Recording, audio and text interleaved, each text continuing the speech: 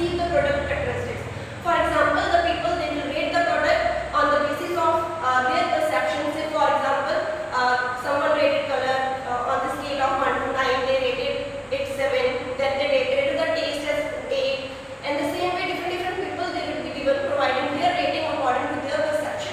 So we will do some data analysis, we will measure the sensory of that product using the numerical data, and we will quantify the taste and odor strength using that data. For example, we can say that this product is sweeter than so and so.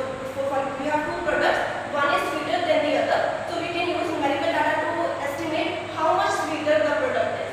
Then third one is to analyze. So we are analyzing the sensory data.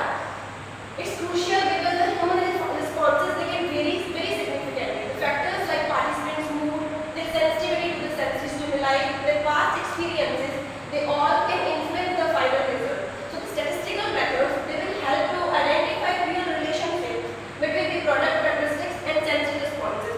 So let's say I have conducted a sensory evaluation by using 100 people. So all the 100 people, they won't be having the same perception towards any food material. So they would be rating the product according to their sensory method. So how will me as a food manufacturer, how will I decide which product is the best one? So I will perform a statistical analysis on the basis of the rating provided by the consumers. So on the basis of that, I will analyze my data. And lastly is to interpret. Sensory evaluation is like an experiment, and interpreting results involves considering hypotheses, limitations, and implications for the decision.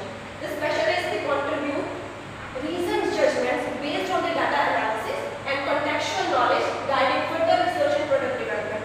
So on the basis of my statistical analysis, for example, if I am developing a new product and I have done sensory analysis, and most of the people have told me that they like the product and there is no statistical difference between the previous product and the final product, so I can interpret that the new variant that can be launched into the market.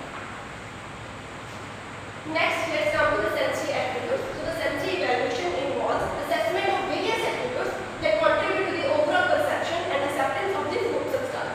So these attributes include appearance, flavor, and texture. The appearance